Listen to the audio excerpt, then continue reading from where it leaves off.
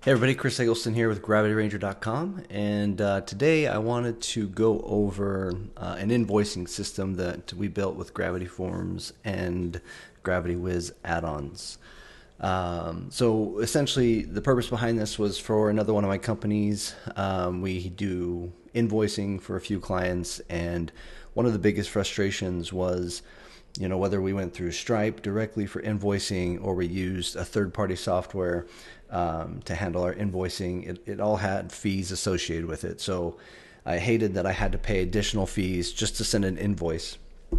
So I decided to go ahead and take advantage of the tools I already have, which is Gravity Forms, and see if I could build something that way. So in this video, I'm just basically going to go over the invoicing system to show you how it works, how I set it up. Now, it's not pretty by any means. This was just something I did for myself, but show you also how it can be easily converted into a SaaS, essentially, that could be used by multiple people signing up and getting access to the invoicing system. So first thing I'll do is just jump in the front end and kind of show you. So this is it right here, Marketing Draft. That's the company that I needed this for. But the thing, you'll see the dashboard here is blank. Again, I haven't finished everything. The plan was to put some notifications in here and display unpaid invoices and things like that to make it easier to manage. And I've gone through and cleaned out. This is kind of a copy, so I've cleaned out all real client information. So you're just going to see demo content in here for now. So we have these three different areas. We've got clients. If you go into clients, you'll see this table here, which displays my clients. Again, this is just demo information, but one of the clients that I added. Then we've got a product section.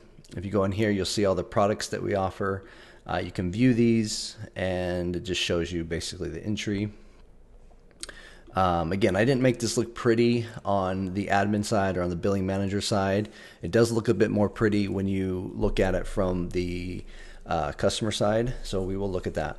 But again, I only have two products that I added in here just for demo purposes. And then invoicing. So if we look at invoicing, again, some demo content, you'll see that you can see the invoices and when they were due, how much. You can view these invoices, and then we have this this rigged up with some custom code that if I click this button, it'll essentially just resend the invoice, and basically it just resends the initial notification right here from the front end, so I don't have to go into the admin and then go and do the Gravity Forms resend feature. So again, I can view this, and if I view it, then it's just basically the entry with all the information. Okay.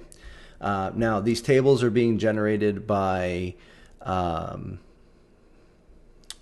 Gravity Wiz's add-on entry blocks.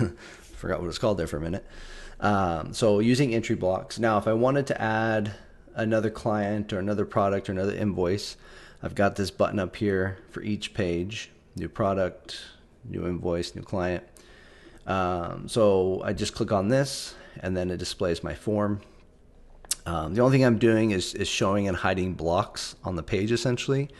So when, and I'm using a URL parameter to do so. So when this URL parameter is present, this block is shown and the table block is hidden. Okay. So I can go through here, fill this out. This is just a form, just a basic form. This actually does have user registration enabled on it too, so I can create user accounts so that the customers can log in and access their invoices and such. Now they are able to pay the invoice without having to log in, which I figured was going to be an important aspect because it would be frustrating and prevent people from being able to close the deal. So I made sure that you could pay an invoice without having to be logged in. But this form that I have set up here will essentially generate a user account. So that's that. Now, if we go to products, it's the same thing. I'm basically just using Gravity Forms as a database to generate content, to store content, that I can then use in the invoice later. So again, I can come here and create products, um, assign them specific costs, quantities, and such. I do also have it set up that when I'm creating the invoice, which you'll see, I can change the cost and the quantity for a specific product, so it's not set in stone. But this is just basically so that I know what my base prices are, and I can just use these as just, again, as like a database of products. Invoice, same thing. I can create my new invoice. If I do that, it takes me to this form, which again, it's just a Gravity Forms form with a different layout essentially. So, I use a little CSS to change the layout. That's it.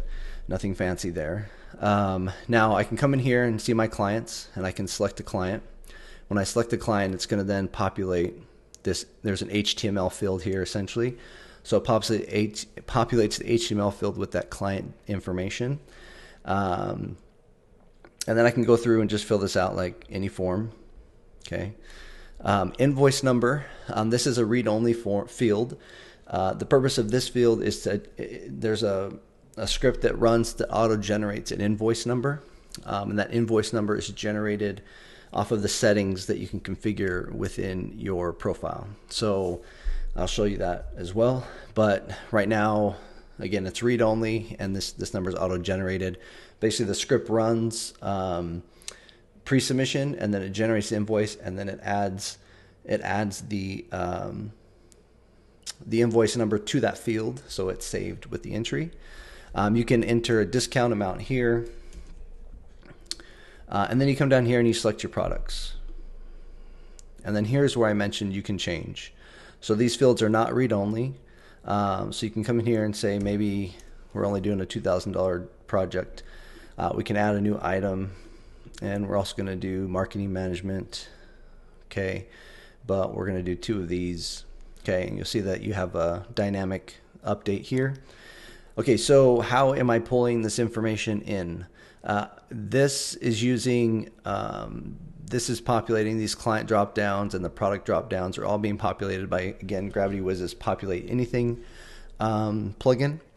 And then what happens is I have hidden fields in the form that take all this data. So it takes the name, company name, it takes the client ID number, it takes the client name and the client email, and populates these hidden fields in the form. And then I'm using, again, populate anything, but the live merge tag feature to populate that data here in this HTML field. Okay, and that's what's happening here as well in the total breakdown. Is I am using the populate anything live merge tags to populate this information here, just based off of, again, hidden fields that are doing some calculations based on the line total.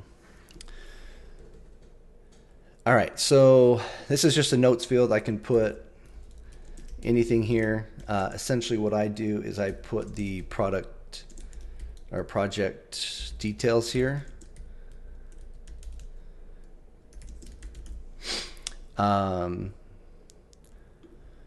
And then if I could spell, so there's that. And then you have an option. So you may be creating an invoice that you don't need to send right away. So for me, these are my typical sending periods. So I either send it now because it's due now, or I send it in 3 days because I'm pre-scheduling, or 7 days because, whatever, maybe for whatever reason.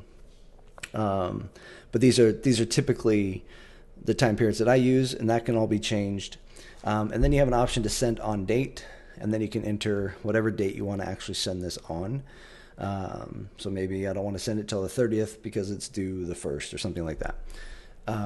So this is just a standard radio button field, but in the back end we're using, again, the Gravity Wiz notification scheduler add-on to schedule the different notifications. And each notification there's a different notification for each of these different options. Send now, wait 3 days, wait 7 days, or send on date.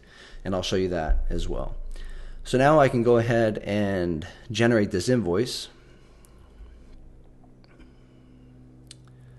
So my invoice was generated successfully.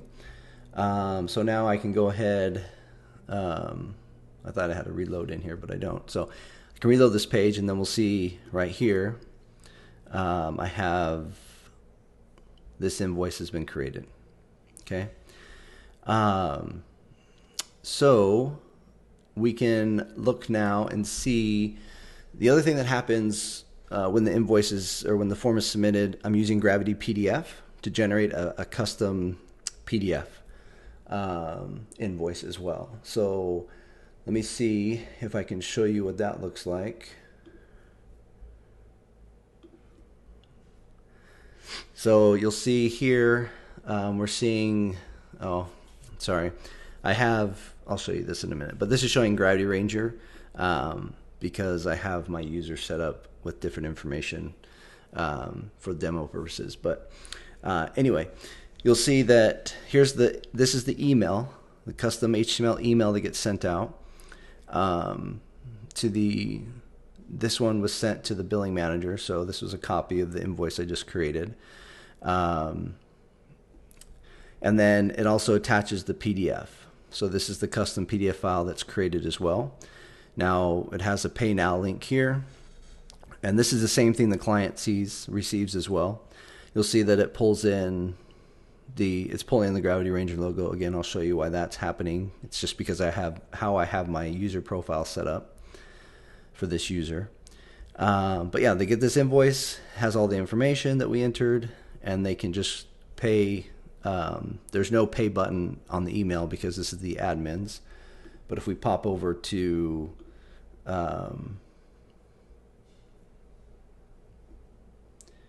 here, which we didn't get,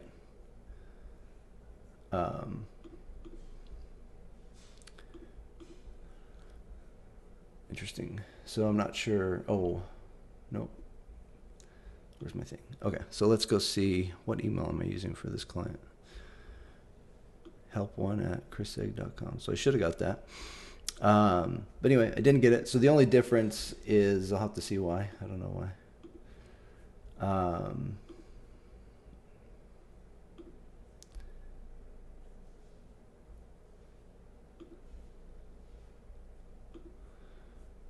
Nope, of course, a demo is not working, of course.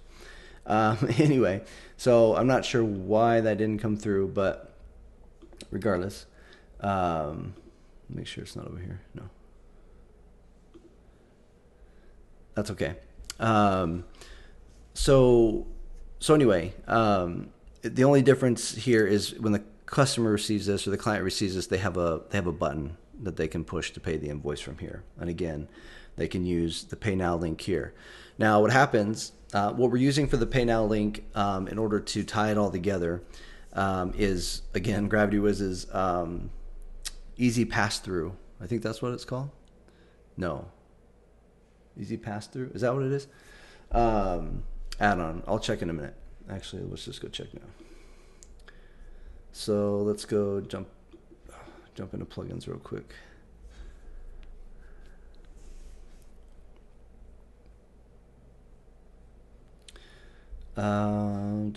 Easy Pass-Through. Yes, that's what it is. Okay, yeah, so I'm using Easy Pass-Through add-on. So basically, when I click on Pay Now, it has the token, which you can see down here at the bottom of the screen. You'll see it has a token that's added by the add-on, so that it populates another form with this information. So this is the payment form. So you'll see here too, this data up here at the top, this is all dynamically populated based on the company information, again, and the information of the user that created the invoice essentially. But again, I'll show you how that works. You'll see over here we have different menu options. This is the client view. So they have a My Account. If I clicked on these now, you'd be able to see them, but there wouldn't be anything there because I'm not logged in as this client. But these pages do require you to be logged in to access. But again, this payment page does not require a login, just the pass-through token.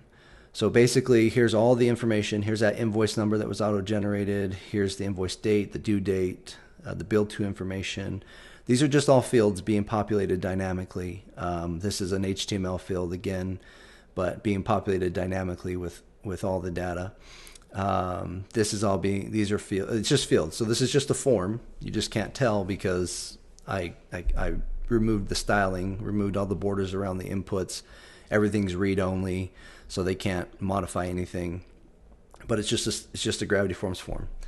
So now all they have to do is enter their payment information, and then they can complete payment.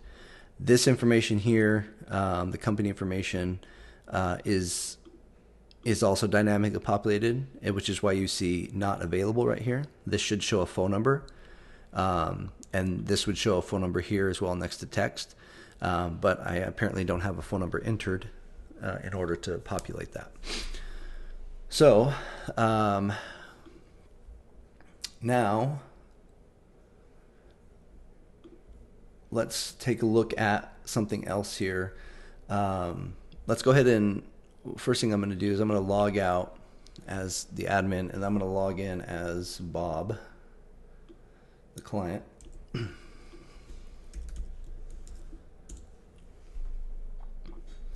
So here is, again, my account page, which I never finished. But this was just going to show overview of, just some basic information of overdue invoices, just bring attention, notifications of things. So when they log in, they see what's important. But they can go to their open invoices here, and they'll see that they have 2 open invoices. And you'll notice there's different invoice numbers, and that's because, again, I can modify the invoice generator based on whatever I want, on certain parameters anyway. Now, I mentioned that I didn't style or customize the view for the admin, but for the client, I did. So if you go look at this client's view of this invoice, this is what they see. So basically, they just see the invoice that we created for them. And this is actually all being done with blocks. So I use Generate Blocks Pro, and so I'm using Generate Blocks Pro, and this is part of Entry Blocks. Entry Blocks has a feature where you can, like I showed you from the admin view, where you can view the entry, and it just pulls the entry into the page. But with Gravity Blocks Pro 2.0, they've added dynamic population. So what I can do with that is I can populate a block with dynamic information. So I can use merge tags and things like that. Okay, so you'll see this invoice, because I was set up under my marketing draft information, it did pull in different information. Okay, so again, this information is all dynamically populated using code, and when I get into the form, I'll show you a little bit of that. But so yeah, just when the client looks at the invoice, this is what they see: a nice, pretty invoice. They can click right here to pay it. So if I click on Pay Invoice, again, it uses that token to populate the payment form with all that information. So if you look at the one we just made, which is this one, here it is again. Okay.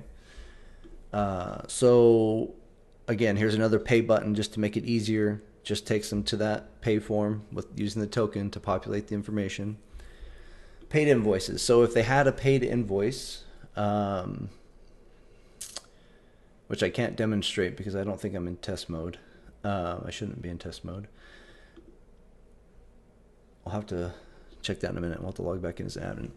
So if they had a paid invoice, it would show essentially another chart like this, but it would just have the invoice and then show the pay date and the status that it would, the status paid. The invoice or the PDF is also sent. A new PDF is also sent when they make the payment that shows that it's been paid as well.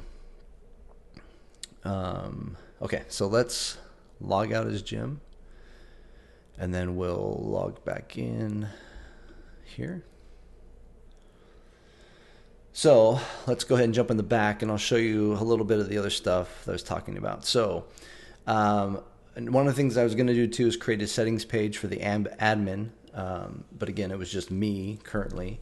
The idea to mold this into a SaaS what came after I had already built the majority of it, so I only started converting it. But basically, as I mentioned, all the dynamic. Here, let's go look at the forms first. All the dynamically populated stuff is using custom merge tags. So if we look at invoice generator, not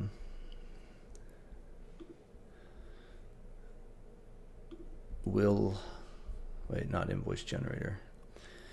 So in invoice generator, there is this field right here. So basically I have a script that runs when a payment is made. And what it does is it goes and finds the initial entry, and then it updates that entry, populating this invoice status field with the status of paid. And I did that because it was the only way I could figure out how to update on the client's side the status that it was paid, so I could get it to display in a different page within a different entry block with that status. And I also needed that status again to be able to print a new PDF file as well. So anyway, that's why this field is here. So basically there's a script that runs when you make the payment. It comes and finds your original entry. It then updates the invoice status field to paid and saves the entry. So it might have been a long way around that, but it was the best I could think of at the time. All right, let's look at the payment form as well. And I thought, come on, yeah. So right here I have an HTML field, and you'll see it's dynamic. Content will be displayed here. Okay. Same thing down here. I have some text down here, but then you'll notice I have these merge tags. And then there's two more here: billing email, billing phone. Okay. So these are some custom merge tags I created using some custom code, but also using advanced custom fields. So advanced custom fields is where that data is stored. But then I used custom code to create these merge tags that I can use to pull that data into the form, into the PDFs, into the emails, the notifications, into the forms themselves. So all kinds of different places. Essentially, they can be used everywhere. So let's see. Let's look at where this data comes from. So if I go to the user profile, you'll see I have this billing company information down here. Now again, these are all advanced custom fields. So I created these two groups in advanced custom fields, and then I assigned them to the profile, the user profile. And then with Gravity Forms, because this is the admin information, this is all just done on the back end. It's not submitted through the form or anything. This is why this user didn't have, or that invoice didn't have a phone number, because I didn't have one in here. So if we put that in there now, and if we went back and regenerated that invoice that we sent, it would have the phone number on there now. Okay, so basically as the billing admin, I'm the one sending the invoices, so this is where I'm going to put all this information. Okay. This is an invoice terms, so all payments are final and the refunds. This is our company number, our phone number, our billing email address, owner, I'm the owner, phone name, and then company name. Okay. Down here are the prefixes or the settings, I should say, for the invoice number, but also generates a client ID. Okay. So with the prefix, what I've just been doing is, again, GR for Gravity Ranger, or when I use Marketing Draft, I do MD 25 for the year. My invoice starting number. So if you're just starting the system, but you don't want it to look like this is your first invoice ever sent, you can create, whatever starting number you want here. Now for and then that will take, the script will take that information and generate the invoice number, and then adds it to the form and saves it to the entry. The client ID, this is generated, same process, but generated when creating the client through the client form. But again, you can set the prefix however you want. And then you determine how long. I think 6 is the max. Client ID length is, max is six characters. So I'm doing 4, and then it's just going to randomly generate those 4. And then the suffix, I'm using the year. So this was the year this person was added to the system, or year they became a client. But again, that's all customizable, so you could change that however you wanted. And again, I was going to create a settings page with the Gravity Forms form that you would fill out, which would then save all that data to the user profile. I just never got around to it because it was just me. Let's see what else. Let's go back to the forms here, and I want to show you how I have the merge tags working in notifications. So again, we have a notification for a lot of different things. We have an immediate one, and these are dependent on what you select down here. So send now would do the immediate. So this one gets sent all the time because it's for me, the billing client, the billing admin. But if you want to send it now, then the immediate one goes out. If you're going to wait 3 days, this one gets triggered. If you're going to wait 7 days, this one gets triggered and scheduled. Again, using Gravity Wiz's notification scheduler. Client notification 1, send on date. So if you select the send on date, this is the one that gets used for that. Client member reminder 1 through 5 days late. So these, I don't have anything set up for these directly, but what I was doing for these is just, in the meantime, I just go into the entry and then resend notification, and I select these ones.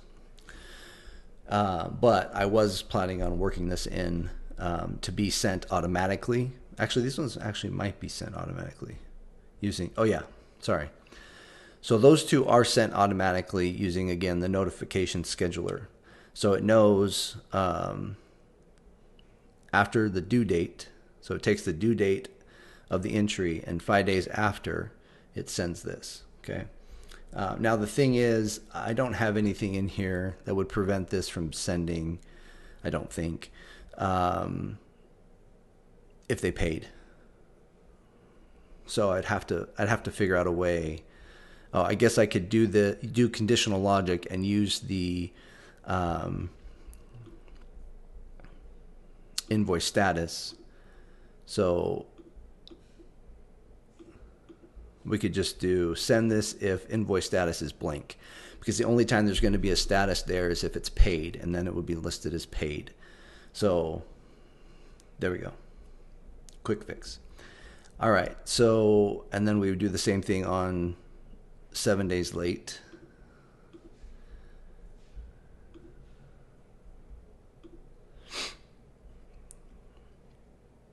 All right.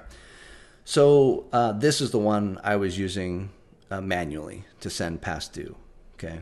So basically it was after 5 days, after 7 days, and then I was sending this one manually by going into the entry and then resending notification. What I was going to do is program this so that the admin could, like they can resend the notification from the invoice. This just resends the first notification, whichever the first one was that they received. But what I was going to do is go ahead and add another column here with,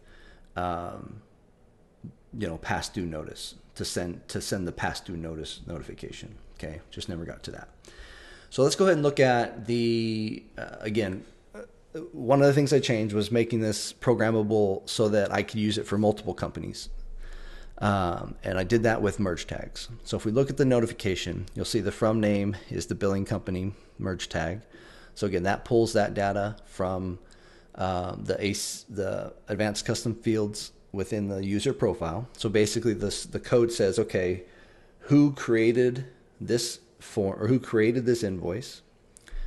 Okay, and what is their billing company in their profile? Okay, then that's what we put there. This is here because it is just the default. So what happens in the code again is it says, okay, who created this invoice and what company. Basically, it looks at the subdomain for the domain. So in this case, it looks at marketing draft, and it says, okay, so this actually needs to be, when it sends, it changes the from email to marketing draft, which we can go look at. I'll show you. So it shows you right here. Oops, sorry. It changes the from email address from just invoicing.direct to invoice@marketingdraft.invoice.direct. Okay, because there's custom code that says, okay, we need to modify this, and then I have in the code, there's another merge tag that is something like subdomain dot. Okay, and then what happens is it replaces the company, it grabs the URL subdomain and then replaces that shortcode, that merge tag. Okay, so again, that way when the user is set up right, it will show the appropriate from information, right, without having to do anything other than create your user settings that we went through. Billing email, again, this pulls billing email from your user profile. This is Gravity Forms tag.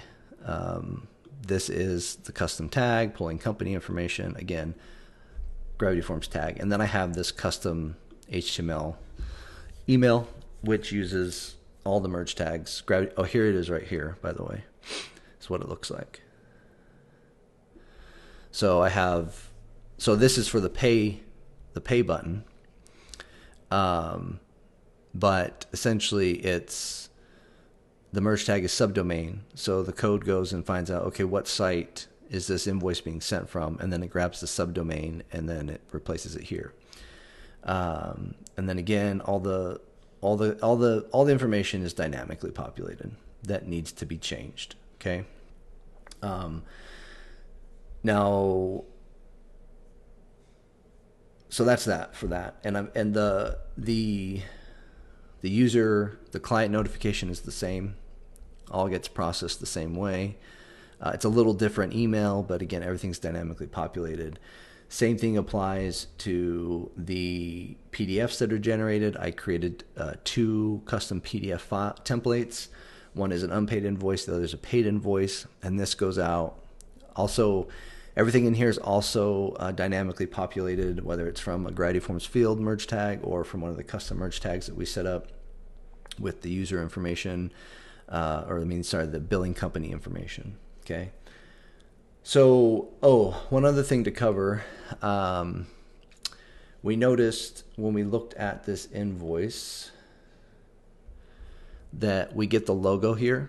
And again, if you remember, the form itself just has an HTML field here with that little tag in it that just says this information is populated dynamically. Well, to get this logo, all you have to do is upload a logo to the WordPress site that has the same title as your company name. So in that case, the company name is Gravity Ranger. So the file, let's go look at that. The file is titled Gravity Ranger. And so what the script does is it goes and says, okay, I need to go to the media library and I need to find an image with the title Gravity Ranger. And then what I'm going to do is I'm going to use that image to display in the invoice. Okay, so I had the same thing for Marketing Draft. I had the same thing for WP Mantis. Same thing for me personally. So again, I could go and create an invoice for all these different companies and have it automatically dynamically populated just by having a different user level or a different login user with different billing credentials or billing information, right? So So that way, the other thing that's nice about that is everything's segmented too. So the only difference with this is the subdomain. So the fix there was to use a multi-site installation, and then to set it up to where you could just clone. You would just clone essentially this install with a new subdomain, and that's all you'd have to do for the next company. And then you would have an invoicing system for each of your companies. Now, the alternative to that may be just to use a more generic thing if you want to use it for one company or for multiple companies with one login. But yeah, there was just some issues with email notifications working, again, because of having a verified from email address, or valid from email address, which is one that matches the domain exactly. And then to handle the emails, we'd use the Gravity SMT plugin connected to Brevo. Or Brevo, however you want to say it. So essentially, all of the emails are being sent for the site are being sent out through Brevo, but connected through Gravity SMTP, which, to be honest with you, is probably this setup with Gravity SMTP and Brevo is probably the easiest SMTP configuration I have ever done in my life. First time I set this up with Brevo was for this purpose, because I wanted to have email tracking and wanted to make sure that I could see that emails were being sent, delivered, and opened, which I can do that not from within Gravity SMTP, but you can do that from within Brevo. So I went ahead and gave it a try. And then again, it was just so simple. It was just brilliant. So yes, highly recommend it. All right. So I was just looking to see if that was the email that I sent, but it wasn't. Oh, I'm sorry. When I sent that invoice, I didn't do send now. I think I did a date. I think I did send it on a date. So I just want to show you real quick what the client email looks like. So if we go into the entry, I can just resend that.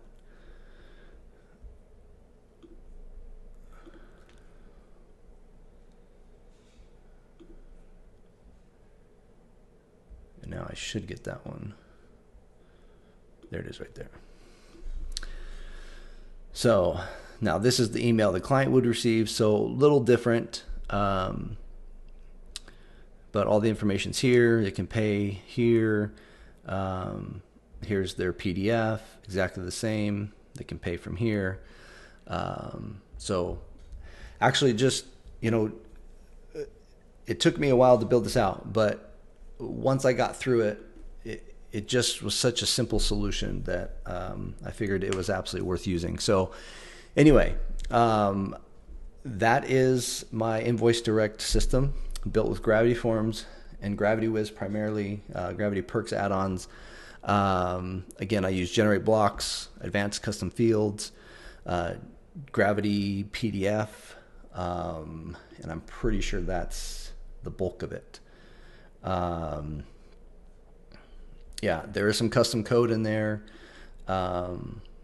for this as well. Now, I'll tell you the invoice number generating and the client ID generator, I didn't need to use custom code with that. In fact, when I started, I was just using, the unique ID add-on from Gravity Wiz. But I wanted the ability to allow the the user to modify the settings for that invoice number and the client ID. So that's why I switched this out, and I'm using the Advanced Custom Fields field and custom code for that. So yeah, there is quite a bit of custom code in here actually. I even built a custom login screen, very basic one, but yeah. So that's it. That's the invoicing system.